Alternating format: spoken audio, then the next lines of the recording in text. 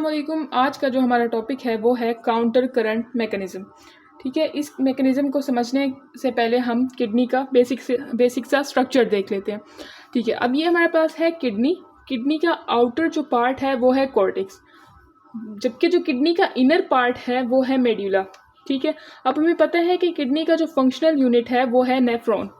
Nephron के basically 5 parts होते हैं।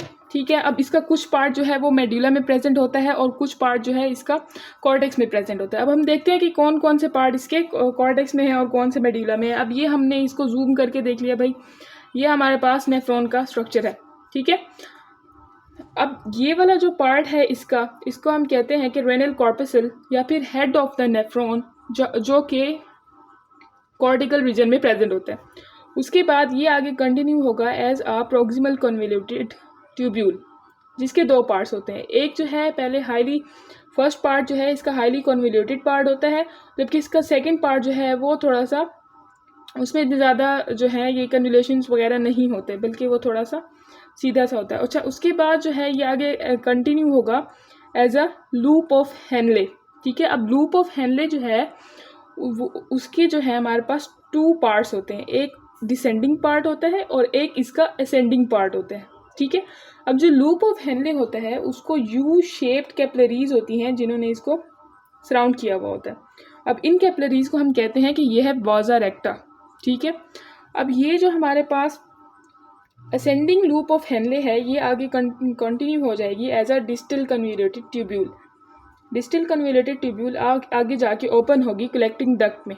अब अगेन कलेक्टिंग डक्ट का कुछ पार्ट कॉर्टेक्स में प्रेजेंट है और इसका कुछ पार्ट मेड्यूला में प्रेजेंट है। अब जो ये कलेक्टिंग डक्ट है जब ये मेड्यूला में एंटर होती है तो मेड्यूला में बेसिकली कौन से स्ट्रक्चर्स प्रेजेंट होते हैं? रेनल पायरामिड्स प्रेजेंट होते हैं ना। रेनल पायरामिड्स का जो ये लास्ट पोर्शन होता है जो इसका एपिक्स पे प्रेजेंट होता है ये होता है पेपिलरी रीजन। तो ये कलेक्टिंग डक्ट यहाँ से जाते हुए सारा एट द एंड जाके as a papillary duct open हो जाएंगी माइनर कैलेक्स में, और यहाँ से यूरिन मेजर कैलेक्स में, पिटेनल पेल्विस, और उसके बाद यूरिटर से आता हुआ आगे यूरिनी ब्लैडर तक जाएगा। अच्छा जी, तो अब पहले हम देखते हैं लूप ऑफ हेनले के। हमने बताया कि जो है 2 पार्ट्स हो गए। अब ये हमने लूप ऑफ हेनले को और वाजा रेक्टा को जूम किया हुआ है। अब लूप ऑफ हेनले और वाजा रेक्टा दोनों मिलकर काउंटर करंट मैकेनिज्म बना रहे होते हैं। ठीक है, जो लूप ऑफ हेनले है वो प्रेजेंट होती है आउटर मेड्यूला में, जबकि 25% जो हमारे पास इसका नेफ्रॉन का पार्ट होता है, या जिसे हम कहते हैं जक्स्ट्रा मेड्यूलरी नेफ्रॉन्स, उनको ऐसा क्यों कहते हैं? क्योंकि उनका जो लूप होता है वो डीप मेड्यूला में होता है, इसी वजह से हम उनको जक्स्ट्रा मेड्यूलरी नेफ्रॉन कहते हैं। अब सबसे पहले हम एक टर्म जो है बहुत ज़्यादा इंपॉर्टेंट है, जो यहाँ पे बहुत ज़्यादा यूज़ होनी है, उसको डिस्कस कर लेते हैं कि वो क्या होती है।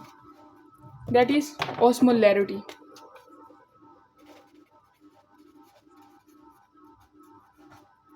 अब ऑस्मोलैरिटी क्या होती है?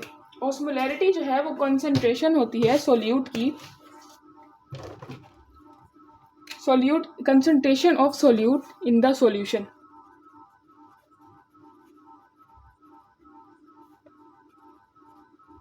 अब किसी भी सॉल्यूशन में जो सोल्यूट की कंसंट्रेशन है वो उसकी ऑस्मोलैरिटी है। ठीक है, अब फॉर एग्जांपल अगर हमने एक ग्लास लिया, उसमें पानी है, पानी में हमने जो है NaCl ऐड कर दिया, सोडियम क्लोराइड, या सिंपल सी बात में हमने नमक ऐड कर दिया, तो वो जो NaCl है वो है सोल्यूट, जबकि हमारे पास जो वाटर है वो एज अ सॉल्वेंट है, और ये दोनों मिलकर सॉल्यूशन बना रहे हैं। ठीक है, अब ऑस्मोलैरिटी जो है इसमें क्या होता है? फॉर एग्जांपल ये हमारे पास एक सॉल्यूशन है और ये भी एक हमारे पास सॉल्यूशन है। इसमें ये वाटर है, ये सॉल्यूट मॉलिक्यूल्स हैं, इसमें भी ये वाटर है, ये सॉल्यूट मॉलिक्यूल्स हैं डिफरेंट। तो अब ये जो है वाटर वो मूव होगा towards high concentration of solute, जहाँ पे सॉल्यूट्स की कंसंट्रेशन ज़्यादा है, और मेन पर्पस इसका ये होता है कि हमें इक्विलिब्रियम ऑब्टेन हो जाए।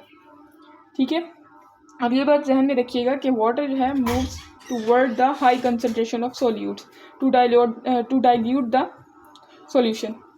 अब इसका मेन पर्पस इक्विलिब्रियम ही होता है। अब देखिए, अगर हम कहते हैं कि कोई सॉल्यूशन है जिसकी ऑस्मोलैरिटी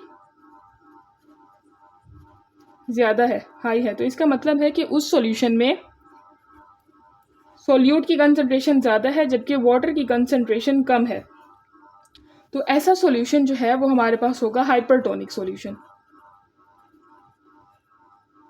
ठीक है, और इसी तरह अगर हम एक सॉल्यूशन लेते हैं जिसमें हमारे पास सॉल्यूट की कंसंट्रेशन कम है जबकि वाटर की कंसंट्रेशन ज़्यादा है, तो हम कहेंगे कि ऐसा सॉल्यूशन जो है वो है, उसकी ऑस्मोलैरिटी जो है वो है लो, और इस तरह से हम इस सॉल्यूशन को कहेंगे कि ये जो है हाइपोटोनिक सॉल्यूशन है। अगर सॉल्यूट और सॉल्वेंट दोनों की कंसंट्रेशन बराबर है तो ऐसा जो सॉल्यूशन है हमारे पास वो कहलाएगा आइसोटोनिक सॉल्यूशन।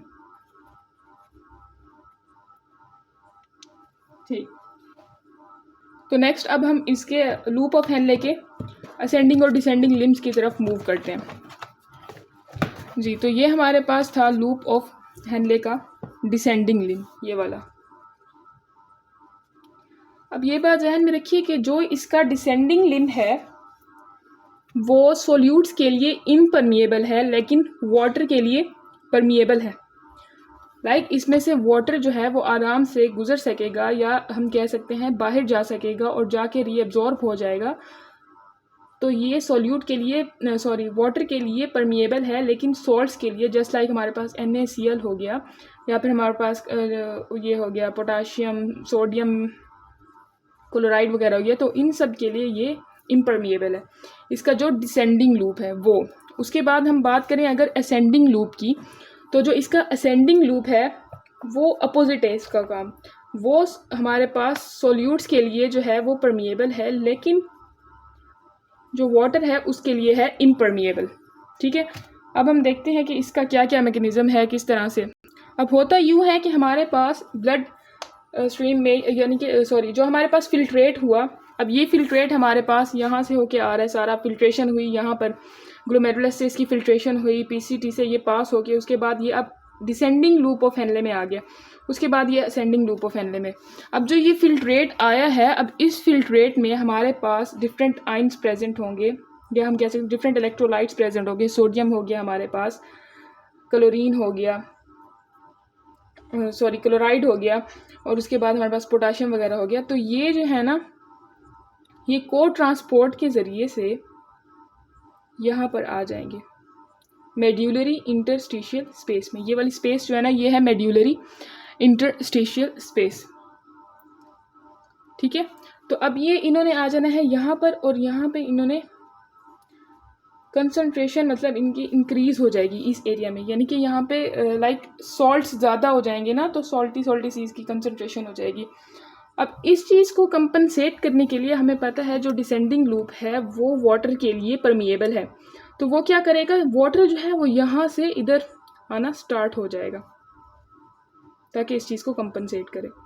अच्छा, अभी हमने ऑस्मोलैरिटी की बात की, तो पहले जो हमारे पास ग्लोमेरुलस में ऑस्मोलैरिटी की वैल्यू थी वो 300 मिली ऑस्मोल थी ना। अब जो हमारे पास प्रॉक्सिमल कन्वोल्यूटेड ट्यूब्यूल है उसमें भी सेम वैल्यू रहती है, और उसके बाद इसका जो फर्स्ट पार्ट है, या जो हम कह सकते हैं कि इनिशियल पार्ट है, उसमें भी 300 मिली ऑस्मोल ही ऑस्मोलैरिटी रहती है। लेकिन जैसे ही हम आगे जाएंगे तो ये ऑस्मोलैरिटी की वैल्यू जो है वो बढ़ती जाएगी, लाइक 500, फिर उसके बाद 700 तक हो जाएगी, फिर उसके बाद 900 तक होगी, फिर यहाँ एट दी एंड जाके ये सेंटर में कह सकते हैं 1200 मिली ऑस्मोल तक, जो कि हाईली कंसनट्रेटेड जो है हम कह सकते हैं, या फिर हाईली जो है हाइपरटोनिक सॉल्यूशन ये बना देगी। अच्छा, अब जब हम जाते हैं, जैसे ही हम ऊपर से नीचे की तरफ मूव करते जाएंगे तो ऑस्मोलैरिटी जो है वो बढ़ती जाएगी। लेकिन जब ये कर्व, जिस तरह हम इस कर्व के थ्रू जा रहे हैं, तो यहाँ पे जो है कंसंट्रेशन जो है यूरिन जो है वो काफ़ी ज़्यादा कंसनट्रेटेड होगा, या फिर ऑस्मोलैरिटी जो है उसकी बहुत ज़्यादा हाई होगी, या हम कह सकते हैं कि हाइपरटोनिसिटी होगी, हाइपरटोनिक सॉल्यूशन होगा बहुत ज़्यादा।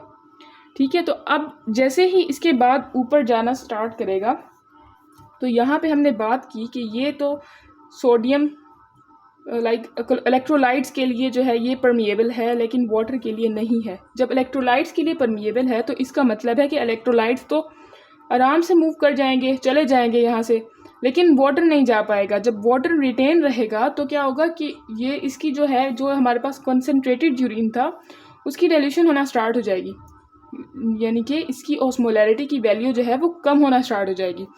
तो जैसे ही हम ऊपर मूव करते जाएंगे तो यहाँ पर जाके हमारे पास अप्रॉक्सीमेटली 200 मिली ऑस्मोल जो है वो इसकी ऑस्मोलैरिटी रह जाएगी, या यहाँ पे आके जो है डाइल्यूशन बढ़ जाएगी। लाइक इसके बाद जो है हमारे पास डिस्टल कन्वोल्यूटेड ट्यूब्यूल है, तो उधर जाके इसकी डाइल्यूशन जो है वो बढ़ जाएगी यूरिन की ना। अब जो हमने बात की कि ये 500 हमारे पास ऑस्मोलैरिटी है, पहले 300 थी, 500, फिर उसके बाद 700, 800, 900 और 1200 तक गई। तो हम इस चीज़ को कह रहे हैं कि कोर्टिको मेड्यूलरी ऑस्मोटिक ग्रेडियंट। क्या कह रहे हैं हम लोग? Cortico medullary osmotic gradient. इसका मतलब क्या है? इसका मतलब है कि जैसे ही हम कॉर्टेक्स से मेड्यूला की तरफ बढ़ते जा रहे हैं, ऑस्मोलैरिटी की जो वैल्यू है वो बढ़ती जा रही है। ठीक है, इसके बाद हम बात करते हैं वाजा रेक्टा की। अब जो वाजा रेक्टा है ये हमारे पास जो है ये वाजा रेक्टा का स्ट्रक्चर है। वाजा रेक्टा क्या है? सर्कुलेटरी कनेक्शन होता है कॉर्टेक्स और जो मेड्यूला है इसके दरमियान एक सर्कुलेटरी कनेक्शन होता है, ब्लड फ्लो का कनेक्शन होता है, जिसको हम वाजा रेक्टा कहते हैं। अब यहाँ पर जो ब्लड का फ्लो होता है ना वो काफ़ी स्लो होता है। ये कितना मिलता जुलता है, फ्लो बहुत स्लो। फ्लो जो है वो एक लो भी होता है और दूसरी बात है कि स्लो भी होता है, जिसकी वजह से क्या होता है कि Uptake of solute into blood stream is also slow. Obviously जब फ्लो ही कम है तो अपटेक भी आराम आराम से होगा। इसी वजह से क्या होता है कि मेड्यूला की हाइपरटोनिसिटी जो है वो मेंटेन रहती है। ठीक है, और दूसरी बात ये कि जो हमारे पास अभी लूप ऑफ हेनले में सब कुछ हुआ है ना, उसको हम कहते हैं कि वो है काउंटर करंट मल्टीप्लायर। उसके बाद जो कुछ अभी वाजा रेक्टा में हो रहा है उसको हम कहेंगे कि काउंटर करंट एक्सचेंज। अब ये काउंटर करंट एक्सचेंज और जो हमारे पास काउंटर करंट मल्टीप्लायर और जो काउंटर करंट एक्सचेंज जो है वो वाजा रेक्टा में हो रहा है। ऑब्वियसली क्योंकि वाजा रेक्टा जो है वो कैपिलरीज हैं, तो कैपिलरीज से ही एक्सचेंज होता है। उसके बाद क्या होता है? एक्सचेंज ऑफ मटेरियल पूरी बॉडी में कैपिलरीज से ही हो रहा होता है। उसके बाद काउंटर करंट जो मल्टीप्लायर है वो लूप ऑफ हेनले में हो रहा है। तो ये दोनों मिलके क्या बना दिया? इन दोनों ने मिलके क्या बना दिया? काउंटर करंट मैकेनिज्म बना दिया। ठीक है, अच्छा जी। तो हाँ, हम लोग कह रहे थे कि यहाँ पे जो फ्लो होता है वो काफ़ी ज़्यादा कम होता है। इसी वजह से जो सोल्यूट्स का, या हम कह सकते हैं इलेक्ट्रोलाइट्स, आयंस, जिस तरह सोडियम, कैल्शियम और हाँ सोडियम, कैल्शियम, मैग्नीशियम, इन सब चीज़ों का जो हमारे पास अपटेक है वो भी स्लो होता है। उसके बाद ये टिनी परमिएबल कैपिलरी मेम्ब्रेन्स होती हैं वाजा रेक्टा बेसिकली ना। अच्छा, अब इसके भी हमारे पास देखें आप, ये भी यू शेप्ड है। ठीक है, अब इसका ये भी सपोज कर लें कि ये इसकी डिसेंडिंग लिम्फ टाइप है, ये डिसेंडिंग साइड है और ये इसकी जो है असेंडिंग साइड है। अब इसको ना हम यहाँ पे बना देते हैं सिंपल करके ना।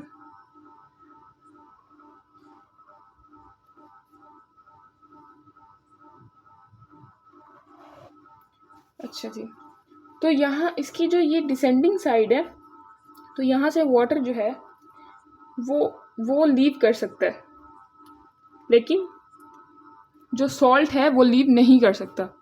जस्ट लाइक NaCl इसके अंदर एंटर तो हुआ है लेकिन वो इसको लीव नहीं कर पाएगा इसकी। अच्छा जी, उसके बाद जो इसका ये वाला पार्ट है, असेंडिंग पार्ट है, इसमें क्या होगा कि वाटर एंटर तो कर जाएगा लेकिन इसमें से लीव नहीं कर पाएगा और इसमें से NaCl जो है वो लीव कर देगा। अब इस लूप का क्या फ़ायदा होता है? अब ये जो लूप है इसका फ़ायदा ये होता है कि ये एक्सेसिव या फिर रैपिड लॉस ऑफ वाटर को और सोल्यूट्स को इससे प्रिवेंट करता है। लाइक ऐसा नहीं होता कि रैपिडली जो है सोडियम का लॉस हो जाए और वाटर का लॉस हो जाए। तो ये उस चीज़ को प्रिवेंट करने के लिए ये हमारे पास काउंटर करंट मैकेनिज्म है। तो आज की वीडियो में इतना ही। बहुत शुक्रिया मेरी वीडियो को देखने के लिए। लाइक करें, सब्सक्राइब करें, शेयर करें। अल्लाह हाफिज़।